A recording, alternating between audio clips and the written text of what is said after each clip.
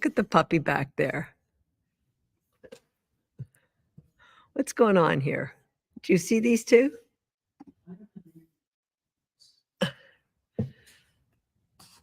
Oh, there's the two kids. I have a question for you. Are you currently training for dog sports? How cute. Guess what today is? Today is the Red Boy Day. Demos, but today is Susan's hair is a bit of crazed. Okay. Do you or are you currently training for a dog sport?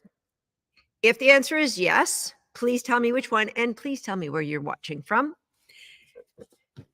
And if the answer is no, then is there a sport that you would like to train in the future?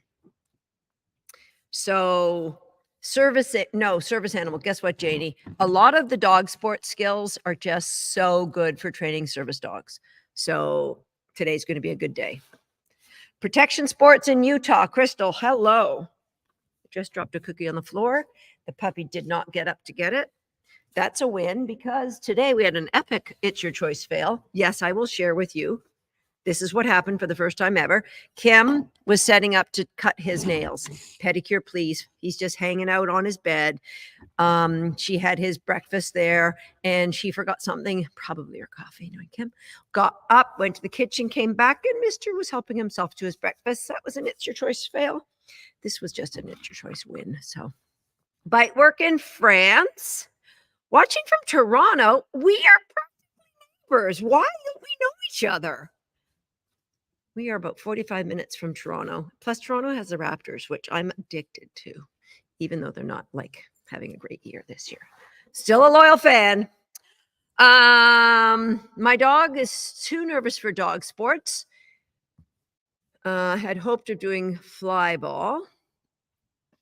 We do freestyle in Lincoln, Nebraska, or Lincoln, UK. I just assumed it was Nebraska. We got a lot of people from the UK here.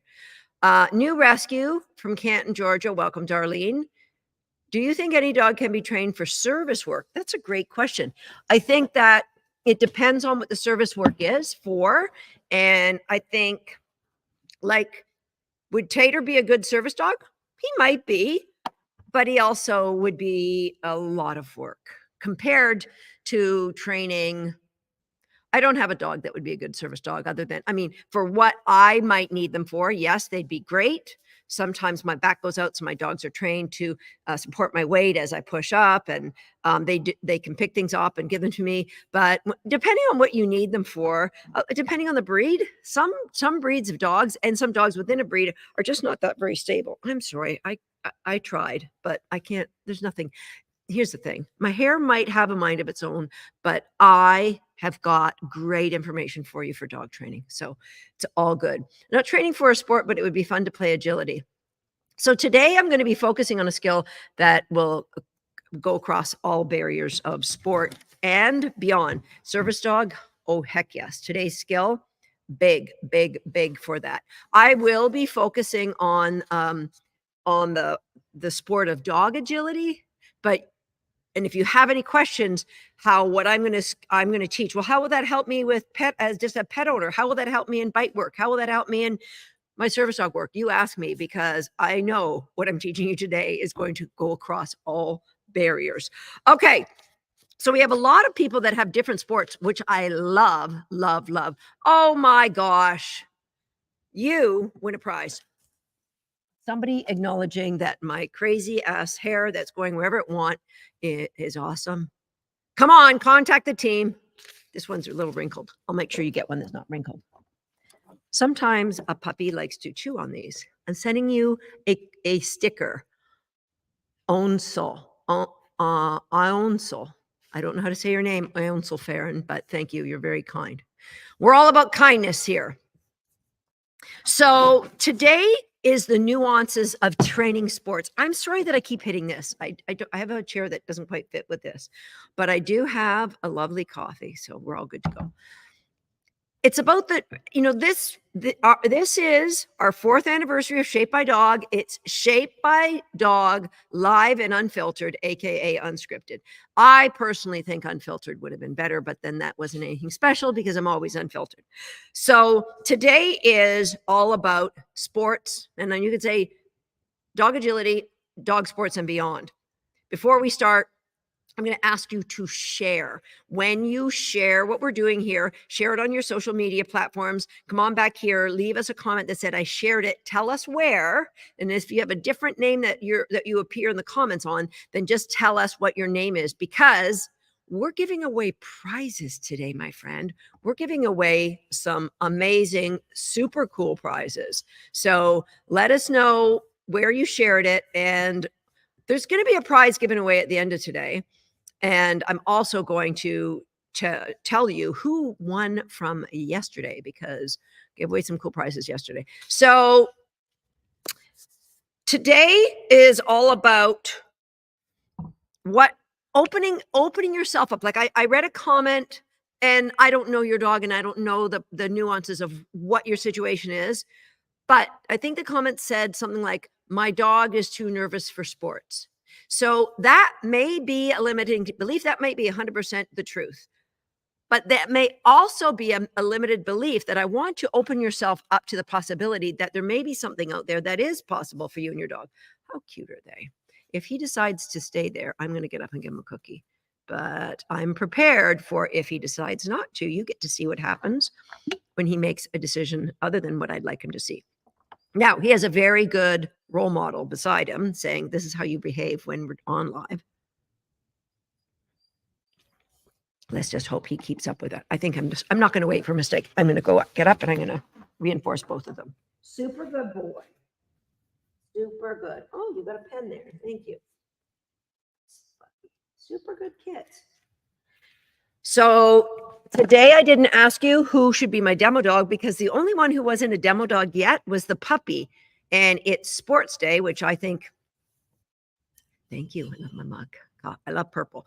So today I want you to open yourself up to possibilities. I want you to release fears, things that possibly you believed in the past, that they don't have to come with you moving forward. Because I know if you give yourself permission to let go of excuses, that there will be things that today I will show you that will give you a new lens, a new vision into what is possible. Now, I have to reinforce that really good choice too. This is getting a dog to relax and not feel that they have to be busy and be on all the time. Especially, he's an 8.5-month-old puppy. So I want him to know life isn't all about what's going to be entertaining for you. Okay. So what I'm going to be sharing with you today is a simple skill that I focus on incredibly hard with my dogs. All of my dogs, I can't think of a dog that didn't have this skill brilliantly. It's such an important skill to all of my dogs' successes, both as a family pet and as a world champion of dog agility. Yet, I would say if you looked at all of the handlers at a weekend of agility, I would be willing to bet maybe 10% would have this skill decent. And at the highest level, at the world champion, the people getting on the podiums at the world championship, I would bet even not all of them, although a lot more of them will have it, but not all of them will have it, will care that much about it. So I'm going to let you know that to me, it's a skill that sets dog owners up for success. It sets dogs up for success, but it's a nuance. It's a nuance of how I train the sport of dog agility. It's a nuance of how I train the sport of obedience, which I don't compete in anymore, but I absolutely love, love, love. So after today, you're going to know, not only you're going to have a new appreciation for this skill, you're going to be given the steps on how you can train this skill, and you're going to see how it fits into whatever it is that you want to do with your dog, whether it be a sport, whether it be service dog, whether it be just being an awesome, amazing family pet. You are going to see how this works for you. All right. And tomorrow we're coming back. We're doing our 4th, because it's our 4th anniversary of Shaped by Dog. Tomorrow we're doing the 4th. You're going to see how all this comes together. Plus, we're going to be opening up all of our classrooms where all the nuances of what I've been teaching this week will be put under a magnifying glass, and we blow it up for you over the next year, or depending on how long you decide to join with. So can anyone guess what the skill is that I'm going to teach before I move forward? Can anyone guess what the skill is that I've been talking about today? Kelly, thank you. While you're thinking of what that skill is, I'm going to give away some prizes. So yesterday we had our share. We did 2 share winners. And so yesterday's share winner, the second share winner, goes to Mel Lynn. Mel is going to receive the firecracker. Look at that naughty pants. Swagger's not going to put up with that for too long. He will be told how to butter his bread if he keeps trying to annoy Swagger like that. You guys get to see a movie within a movie. You're listening to me, and you get to be entertained by those two. Okay, so congratulations to Mel being yesterday's winner. Today, for sharing, this is a really cool prize. So this is a brand new toy, never been invented before, from the great people at For My Merles. Look at it. It's beautiful. It's got a tug leash on it. Such a cool thing. But look at the game within a game is there's a squeaker inside. How cute, you say. They officially call it a tearaway. I think they should call it a Kinder toy. We're still up for debate on that. Maybe you guys can have a better name for it. And why they want to call it a tearaway is if the dog gets this fabric broken down, yes, they get the squeaker, but guess what else is inside? There's another tug toy. There's a tug toy just like that is built inside of the tearaway, aka Kinder toy. Right? Isn't that a great idea for a toy? Because if your dog wrecks it, you still have a great toy.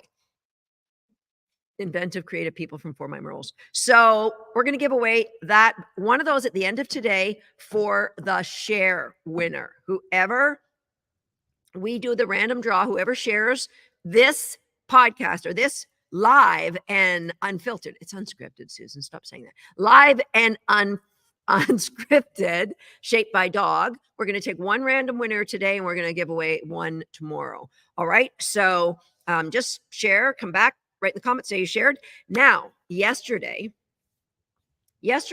we built on our day one's lessons. And day one was about location specific. Oh, I thought he was going to get off. What a good boy. Location specific reinforcement markers. That was day one. So we talked about cook and we talked about search, and I talked about how we bring that into teaching a paw target.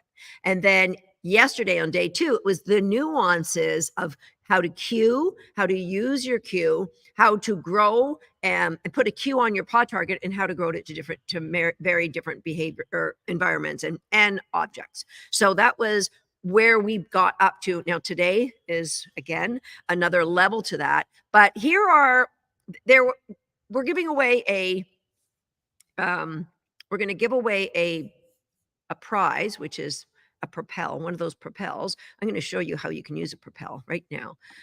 So a propel is a great toy for a great toy. Right. Propel is a really cool piece of fitness equipment. So you can use it just to practice your paws up. Thank you. Paws up. Good.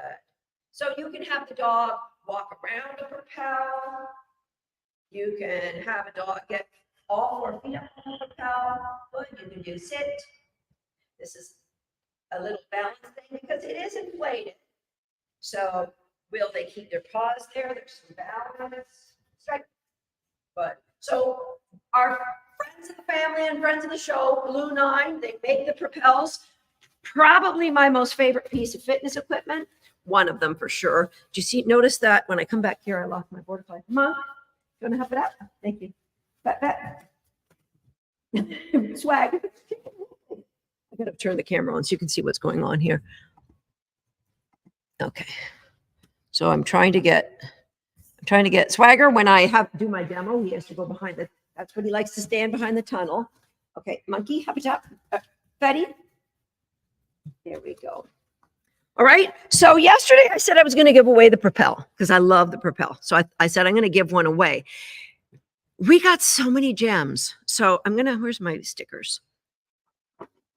So I'm going to have to give away more prizes, but I'm going to read these 3 gems and you tell me if you can pick which one of these touches you the most. Okay. The first one is from Janet Leffley.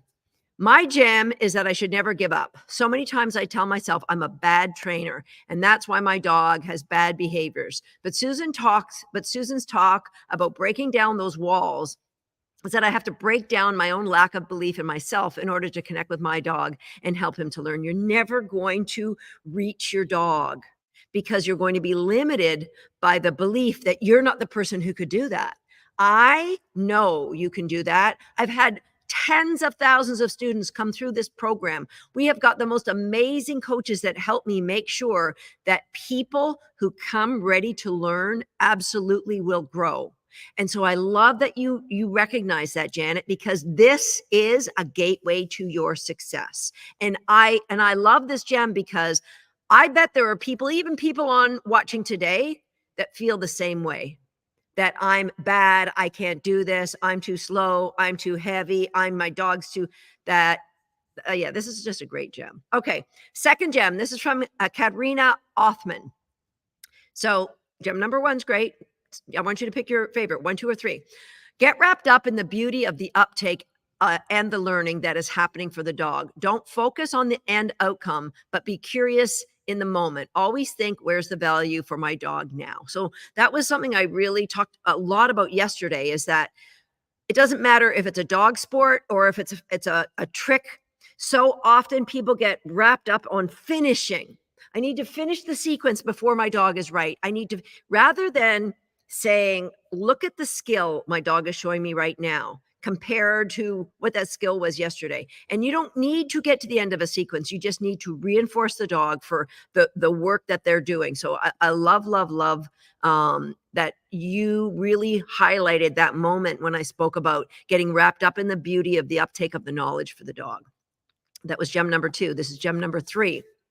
This is from Robin Lambert. And this one I think is a very deep and insightful gem. I went, wow, Robin, spot on. So Robin said, it's my observation and teaching from Susan with reinforcement from the Dogs That team that there are generally multiple antecedents when training a behavior. First and foremost is building the relationship, the desire to engage with you, which is reinforced through the cue nuances and the use of positive reinforcements.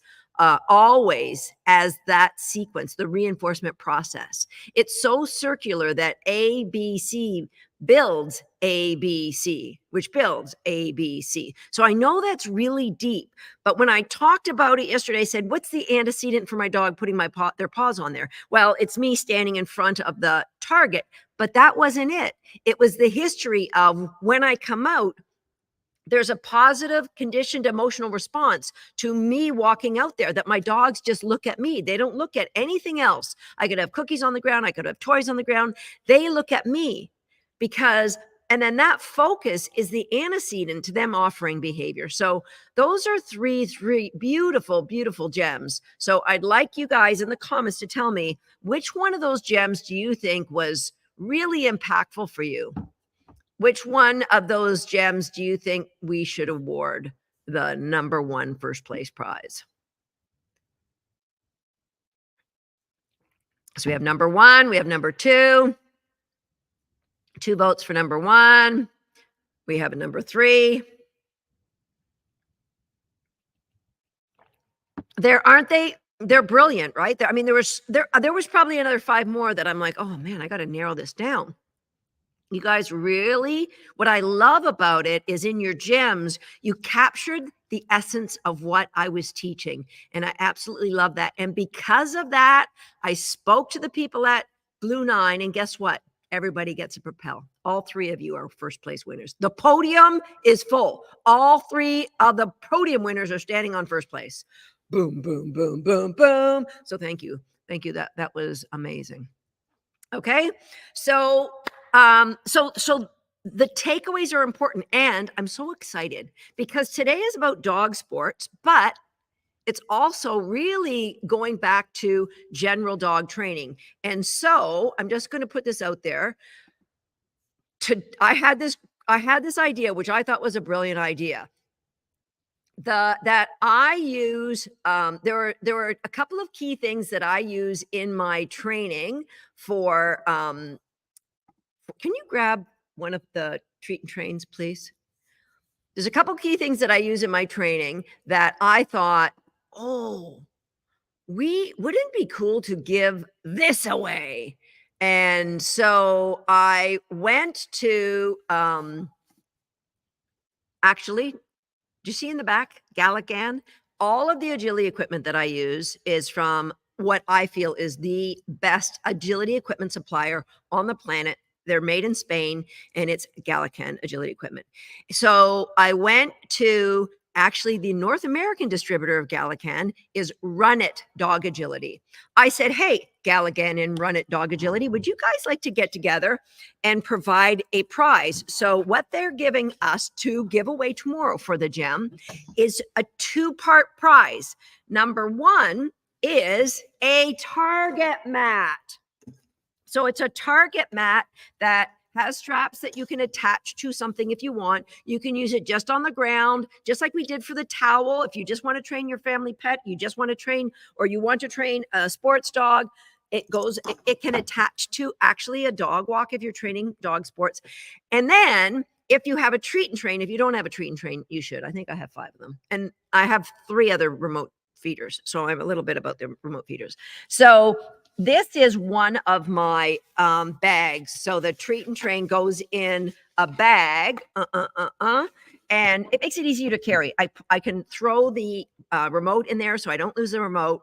I can cover it up, and it helps to, let's say if there's ever like vermin in the building, it helps to deter them from getting into my treat and trains. So the great people at Run It Agility and at Galligan are teaming up for tomorrow's gem is going to be both a target mat, and it's a target mat that was designed by Katerina Popelek. I can't really say your name, Katerina, please. I know you're a lovely soul. Don't be offended by that.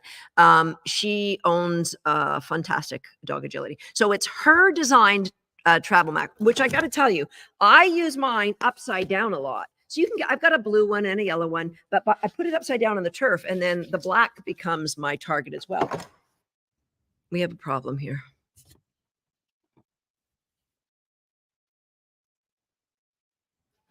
That's what I thought you said. Yeah. Okay, so that's for tomorrow. I'm super excited. And yeah, we are going to move forward with that. But for today, did anyone guess the skill that I'm teaching today?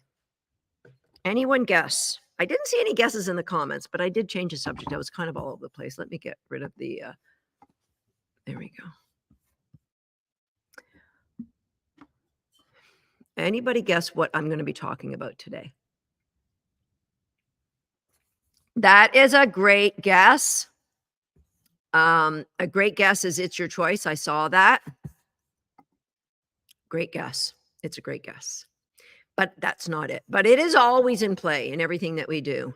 Calmness or focus. That's a great guess. Sit, stay. That's kind of the game within the game that we're the value for. I really should just change where I'm sitting so you guys can see the main attraction. I'm not kidding me. I'm not kidding myself.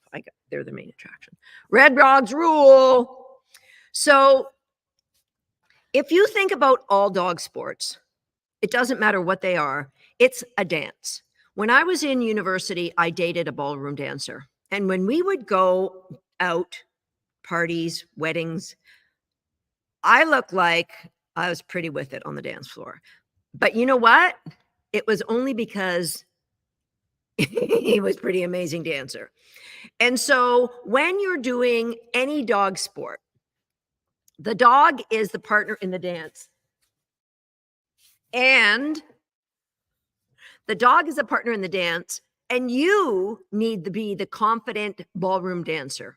You need to be the one that is leading the dog around, whatever. It doesn't matter what the sport is, whether it be disc dog or it is a dog agility or it's bite sports or it's obedience.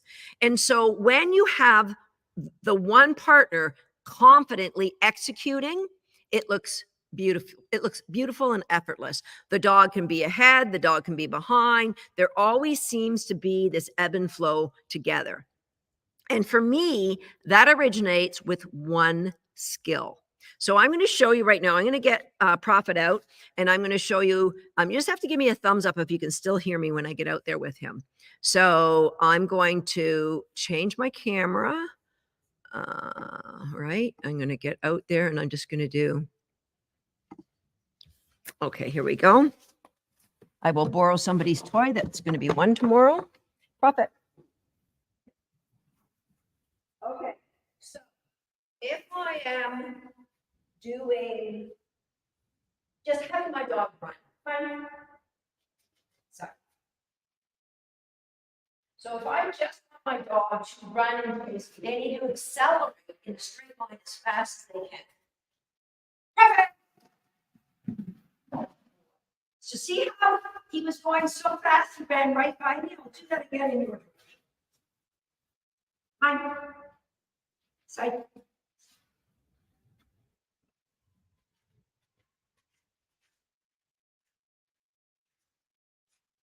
Is that all we're doing? Mister?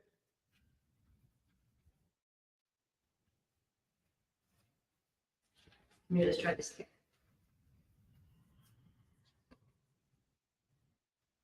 Thank you. Okay. Good boy.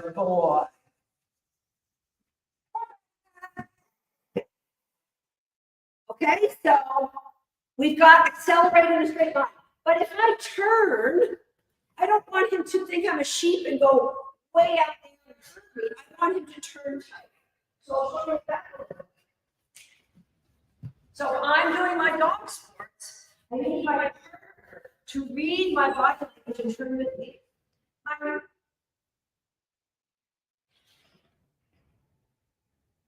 Thank you. Good. You get to see the game within the game. He's a 9-pound puppy. He's not going to be perfect. See how he's kind of crouched up? I don't like that. I need you to walk. That's thank you. All right. So I'm going to run like I was running, but if I turn, I need him to turn with me.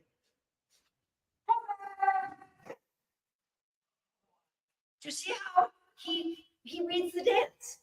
Yeah. What? Thank you. Let's go to the other side. This is getting sticky. Mine, close.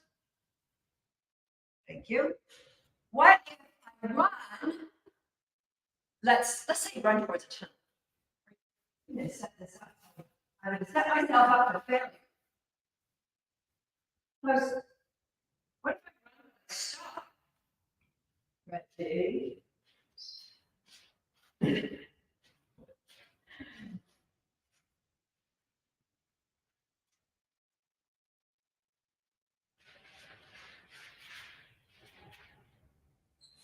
Thank you.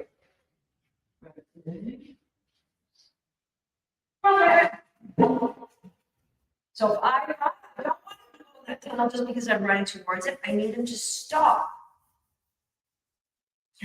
Now, what about this one? This is a difficult one. You're running in this direction, but the obstacles are over there. You need to get your dog to go that way. That's when collisions happen, knees get broke. How do we get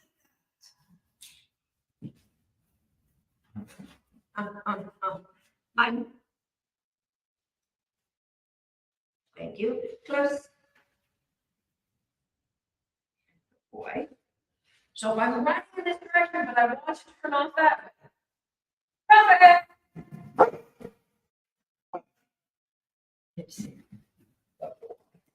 All right. So how do we get all of those things? Mike, it's the same thing. Thank you. Bye. Let's see the same thing over a jump. Ready? You don't need to make this. Okay, so how do we get the tight turn? Yes, if I'm doing a front cross, it's easier. My body blocks from it. To turn it. How do I get the dogs to come in tight? So how do I get those nice tight turns? How does that happen with a border collie that's bred to herd you? How do I get that with a tongue? My dog would love cheese. He's a typical border collie. He loves his tongue. Okay, Bex, come on. That was really good, bud. Can you hop it up? Okay. Recap of. Okay, I got to get my camera back. Good. Okay, so what I want is a dog who will drive towards me when I'm accelerating away. A dog who, when they're accelerating as fast as they can, if I stop, they stop. If I'm driving as fast as I can and I turn this way, they turn so tight. If I'm driving fast and I want to go into their lane, they read that and then they back away. They follow me in that inside circle. How do we get that? And I saw a couple of you said it. So put your comments in the, if you're one of our students, you know darn well, because it's a skill we teach in every single classroom. Okay, so if my dog drives, if I'm running straight, my dog should run straight. They shouldn't veer off. If I turn, my dog should turn nice and tight. Yeah, let's have some hearts for Puppy Prophet. Is this his first? No, I think he's done a demo on a live stream before. Okay, so Sally, we're sending Sally 3 Be Kind stickers. I'm sorry if there was anyone before Sally I didn't see, but Sally is the first one I saw. Reinforcement zone. Ruth got it too. Hannah Chambers, boom, boom, boom. She got it. Hannah, I'll give you a Be Kind sticker when you show up here next weekend. Okay, it's reinforcement zone. So that's what I call reinforcement zone, is the area by my hips. I need my dogs to have amazing, great value for this area.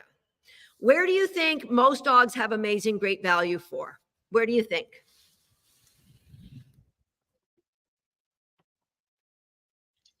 Reinforcement zone. Crystal got it. Most dogs have amazing, great value for the front. Why is that? Because when we play from the front. When we give them their dinner dish, we put it down in front of us. When we're sitting on the couch and they come up for some loving, we love them up in front of us. When they greet us when we come in for the door. So the reinforcement zone is something that the dog learns. It's very reinforcing to be here. And if your reinforcement zone is in front, guess what happens when you play dog sports and you try to do what I just did? Near trip, near trip, near trip. I cannot outrun any of my dogs. I remember when my dog Buzzy, my border collie Buzzy, he was almost 18 years old. We were going for a walk around the field. And I said to him, there's a hill in the back of our field. And I said, Buzzy, finally, I'm going to beat you. And I took off running up the hill. He still beat me. At almost 18 years old. I cannot outrun my dogs. Therefore, I need them to have a fundamental understanding of this is where everything starts. I've never done this with him, but and he may not do this, but most of my dogs by this point in their life, I did have serious thoughts of doing obedience. And I really haven't done it because I just have too many other things to do. But if I want to, see, he tells me where reinforcement zone is right here. Close. Close. Stepped on my foot and it makes it hard for me to balance. So this is the sticky border collie puppy. Close. Good. Close. So even though I've never done obedience with him, I put it in my hand. If I took cookie out. If I put the cookie out and put it out like that, you're supposed to know it's your choice, my friend. Mister, where should you be? Close. Thank you. So if I put a cookie out there, he should say, oh yeah, I remember this where it should be. Okay, go ahead.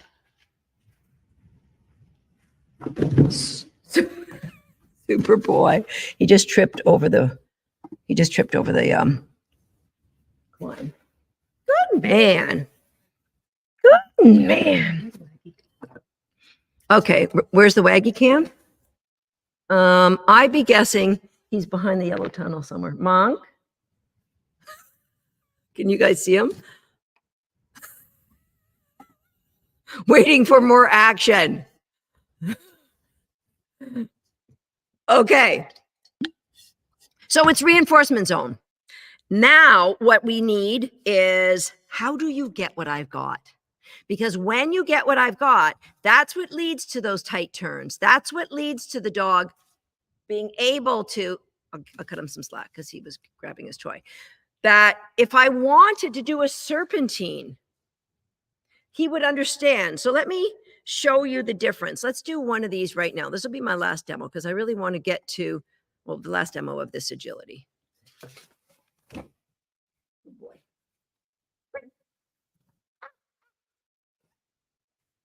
Okay. So I put the toy there. You picked it up. And cheer with your buddy. I'll put the toy there.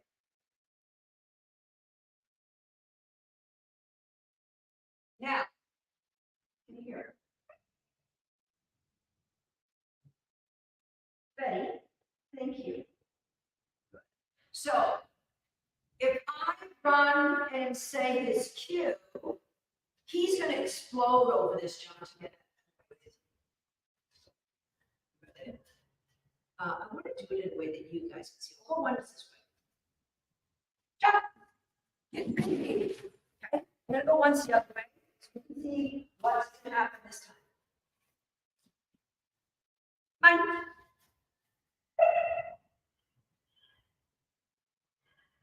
Oh, that's wonderful.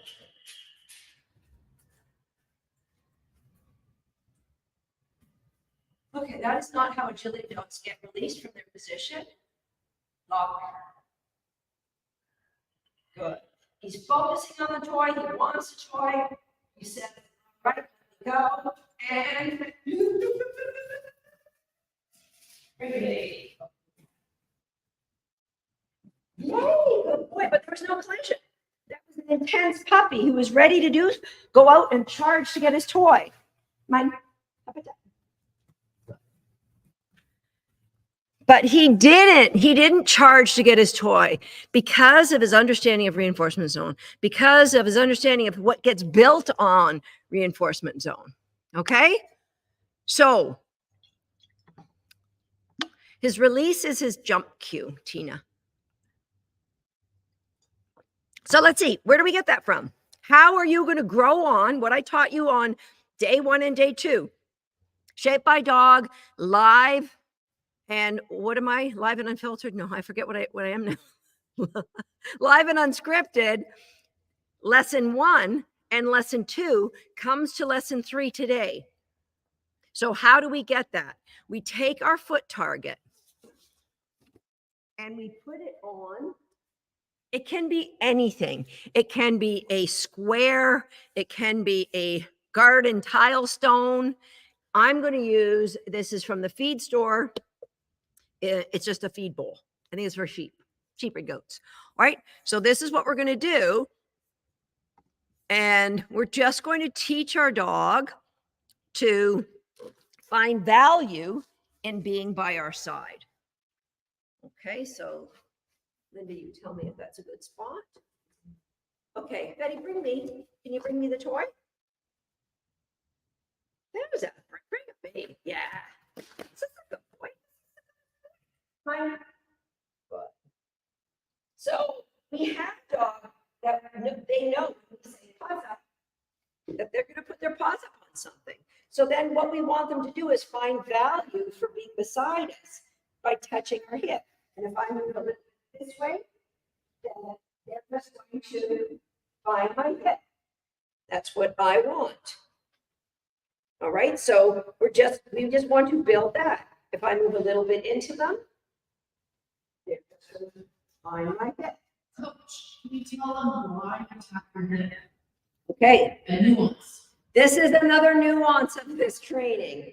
If I feed like this, what's my dog getting value for?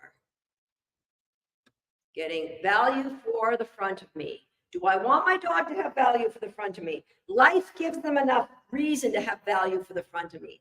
I want him in the training with me to constantly be thinking about reinforcement comes here. I dropped a cookie there. Okay, so you're just going to do this very slowly and go a couple of steps one way and a couple of steps another way. That's right. Yay, that's it. That's it. That's it. That's it. Up a tap.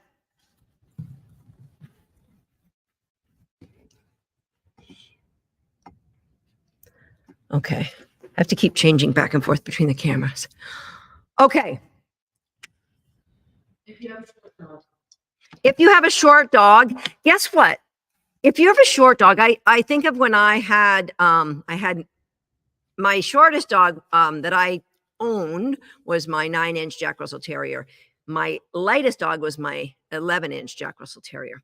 But guess what? When I left a trial, I could take my dog, my training bag, my crate, my purse, and everything under one arm and leave the trial. This is now your punishment for having that convenience. You, my friend, need to bend down. And the nice thing is, but when you do this, you still touch your hip first, because the hip helps the dog know this is the place of focus. Don't focus on my bait bag. Don't focus on my pocket. Focus on my hip. The hip is where I want the association with, right? So if you're a person that has a wee dog, then you want to always feed with the hand closest to the dog. Let's say my dog is here. So you're going to have to get really good at the squat, maybe go to the gym, talk to your coach a little bit. So it might be touch your hip, feed your dog. Now they don't come much shorter than this, right? I'm 62 years old, almost 63. If I can get down here to do some little feeding with my little dog, then I think all of you should be able to do that too. Okay. Okay. Yes. And there's here. Game within a game. Get yourself a tone booty at the same time. I like the way you think, Crystal. Okay, my dog resource guards, therefore I had targets, therefore I had to stop training with targets. Or Anna, you could focus your training just on resource guarding. And podcast episode 66, it is a case study where I explain exactly how I work through that with Dissy. I am not saying your dog's level and intensity of resource guarding is the same as what mine is, but I'm saying I wouldn't give up until I exhausted all of the good dog training resources, including a veterinarian behaviorist, that would help me counter condition the resource guarding. I'm 5'3". No bending needed. I'm actually 5'2", so I do have an advantage. You are sure correct there. Okay, so we want to make sure that that's a skill, reinforcement zone. So many people, they're like, oh yeah, I got it in puppy class. But in puppy class, what did you do? You put a cookie in your hand and you lured your dog there. When the lure's not there, what happens? When the lure's not there, or when the food's out in front, what happens? What happens if you take something the dog really, really loves and you put it out in front and you tell the dog, I need you to come into reinforcement zone? Will they do it? So it would be easy if I use this. Great. So if I put that in front, side, good, side. Boy. Good boy. Right? Search.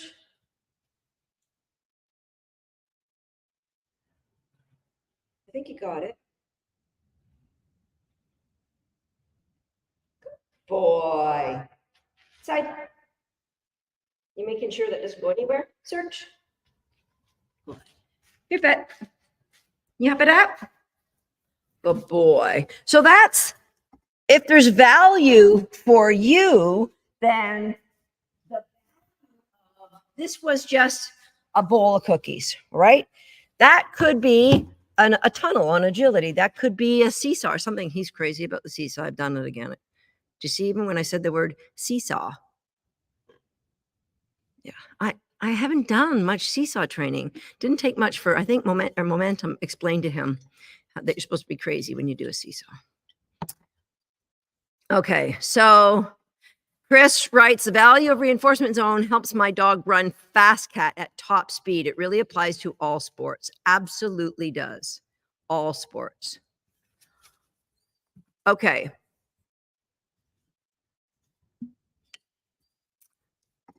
So this is a great question, Pauline. Reinforcing recalls is so important. So giving reinforcement in front on a recall, sitting in front of me, is that a problem for the value of reinforcement zone? Pauline, why do you think you need to reinforce in front of you?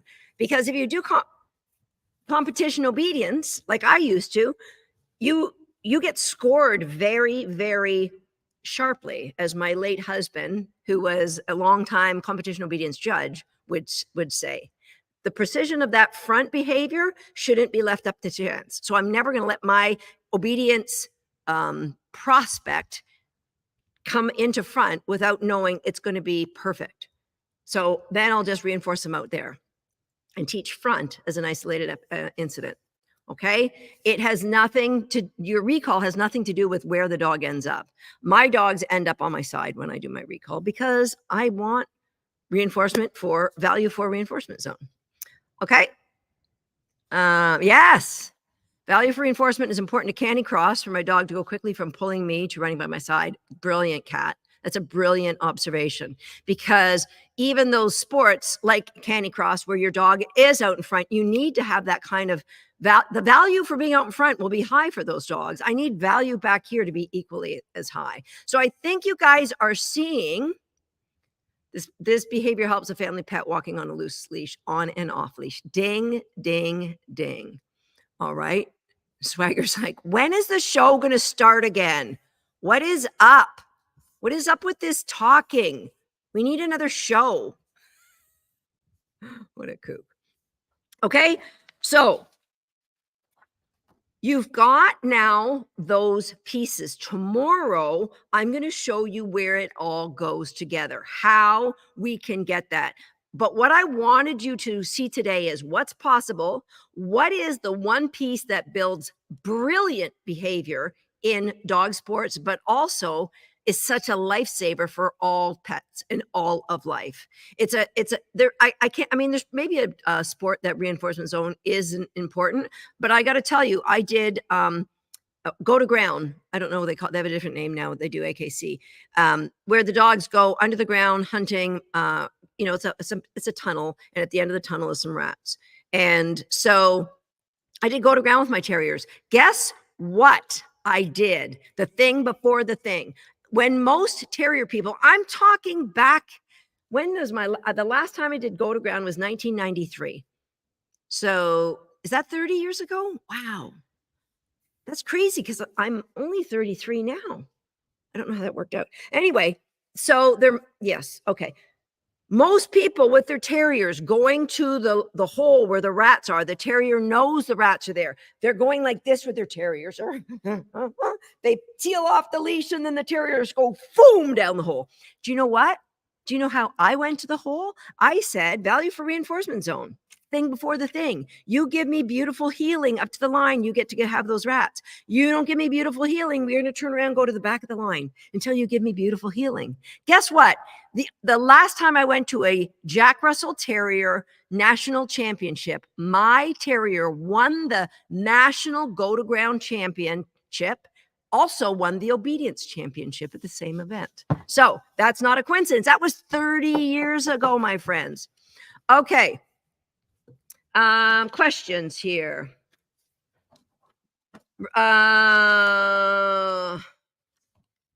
Where would you use cook when practicing agility?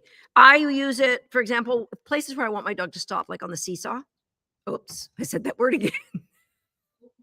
I am not even going to use that as his cue because he's already addicted to the word. So places where I want my dog to stop is where I would, but mostly I use cook for training the foundations, like Mister, you were doing something, please. Thank you.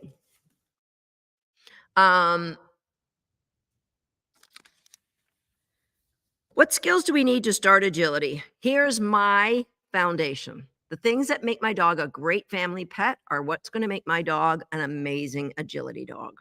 Exactly the same things. So it's play with what I say. If I'm playing with a tug and I grab some cookies and say, here, eat some cookies, and I grab a tug and I say, play with this tug, no, play with this tug, play with this tug, I've got that flexibility. Does that mean all dogs have to do that? No, I know it'll be easier for some dogs than others, but it's all of the foundation. The retrieve, I need you to give me a great retrieve. Reinforcement zone, I need you to have, if I put something in front of you and I say lock, I want you to look at it. So there's all of those skills are all in Handling 360, by the way, our online course, which, by the way, will be available tomorrow. But for so many people, it seems like that is not a possibility, right? And that's why in every workshop today or this week, I've talked about unlocking what is holding you back. Unlocking what has you believe my dog couldn't turn like that. No, because my dog is this and that and this and that. Or I'm this and that and this and that. It isn't possible. She's been doing this for 30 years. It's not possible for me. Here's the truth. My experience will give me an advantage getting on a world team over many of you watching this. But you have a lot of advantages over me, mainly if you can run fast and you're young and your brain works really fast. That's an advantage you have. So the advantages are not that you can't train what I've trained, because I have too many students who have trained what I've trained. And I want to share, is that all right if I share with you a video? It's a 2.5 minute video. So if it's too much, just say so. But it's a video that I think is inspirational and aspirational, like, because it's a video of one of our students who had never ever seen agility before. And she had a rescue Beagle. A rescue Beagle that had reactivity problems, and she was in recallers, and she'd never heard of agility, but she thought maybe this will help with the reactivity. And the woman had never seen anything to do with agility. She did all of her training in her own backyard. I think she actually built a lot of her own equipment as well, come to think of it. Okay, there's a lot of you that said yes, so thank you. And I'm going to show you this video. If I can find this. Here we go. Shelly and her Beagle rescue Levi.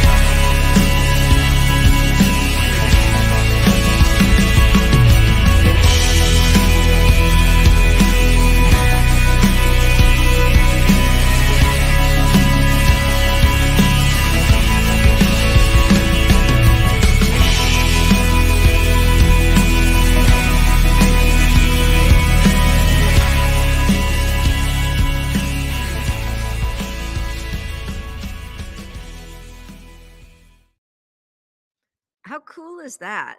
That somebody who had never seen the sport in real life, just following lessons and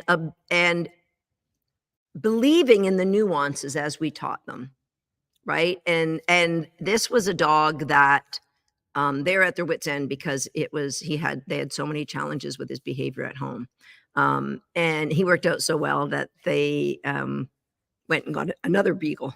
That's such a great story. Such an awesome team. Anyway, thank you for letting me share that. I love that story. I love that team. Okay. There was a question, Linda. You said you saw a great question. What specific program do we recommend during the stage of training a young dog?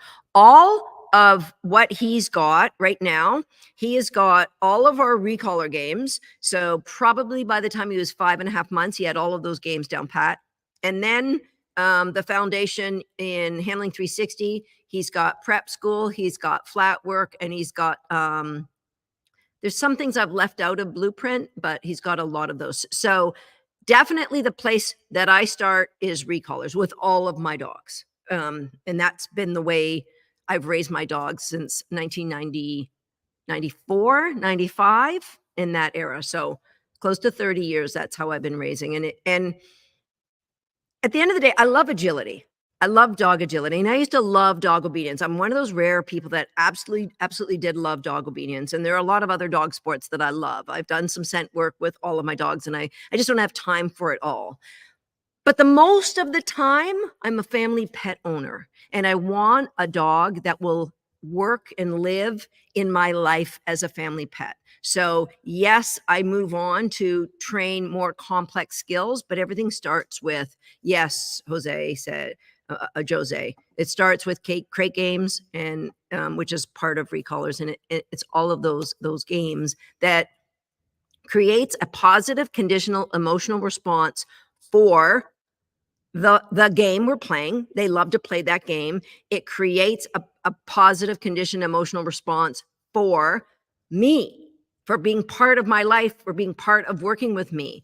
And it creates a positive conditioned emotional response for, like, him staying on a bed as an 8.5-month-old puppy. I mean, he's made a couple mistakes today, but whatever it is that we're training, crate games, hot zone, the seesaw that we did some work with, like all of that, he's excited about. And that's what you get.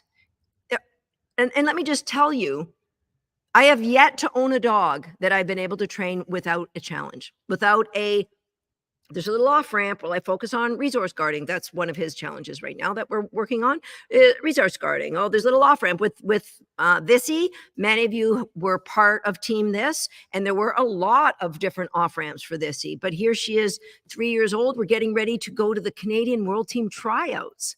So yeah, there's off ramps, but you just stay focused on the beauty of the movement that you're working on. How many hours does your day have? I work from home and do a lot daily quickies, but I feel like we're just moving slowly. You've got to be okay with that, Kirsten. And like, my day has as many hours, and I actually have running a team and running my own business and having 5 dogs that I take time with. Yeah, I make time for training. That's important. I almost never watch TV unless the Toronto Raptors are playing, and that's my life. Fitness and dogs. Those are my loves. Music. I'd have to squeeze in a concert now and again too. Best place for agility equipment, not too expensive for beginners. This is the cool thing, Pauline, is Handling 360. You don't need any equipment to start. You need a couple of jumps and a tunnel, and a lot of that you can buy on Facebook Marketplace. So the first 2 classrooms, I think all you need is a traffic cone, and you can use a garbage can. So we make it accessible for everybody. Okay. Today's share winner, the first time we've given away, did we decide we're going to call it the Tearaway? The Tearaway prize is going to Sue Zgol. That's Zgol. Sue Zgol. And yeah, there you go. You can make jumps from a dollar store. And please rewatch this live. And if you haven't watched the last two, please go back. And when you rewatch it with a pen and a pause. Pause, take notes, pen. I'd like you to think about the gems that you absorbed from today's. Go over to our Facebook page where you'll see a gem post and write the gems, the takeaways, the aha, the wow, I didn't think that was possible, the oh my gosh, I'm really inspired that I can do this with my dog. I want you to write those gems, Swagger, on that page. Or if you're watching this on YouTube, hello YouTube, then wait until this live is finished. When we're finished, the video will appear. YouTube does its wizardry and it appears. And then I'd like you to give us a thumbs up, because a thumbs up helps the world recognize that we actually are good at what we do. And then leave the gem there, or just say, hey, Susan, or just say, Swagger, Mr. Monk, or just say, hey to Swagger. I have no idea why he loves that so much, but he always has. Okay, so I'm just going to check my notes and make sure tomorrow, as I said, we're going to grow on this. Tomorrow, all of our programs are going to be open. If you right now want to go and investigate what one might be the best for you and your dog, then just go to shapedbydog.com/4 years. And please, before you go, write a comment, put a heart for my team who works so very so dedicated to our podcast and getting the best podcast possibly out every single week. Oh, look at, here's a friend of the show, Mr. Kamal Fernandez. Yeah, Stony was a pretty awesome dog. And that was back in 1990, Stony was born. All those awesomeness. Hey, Kamal, everyone, shout out. Okay, guys, we'll see you tomorrow, 1 p.m. Big shout out to, yes, my team, but to our sponsors, to Blue Nine, to For My Merles, to Gallican, and to Run It Agility. Please check out their websites, and we'll see you here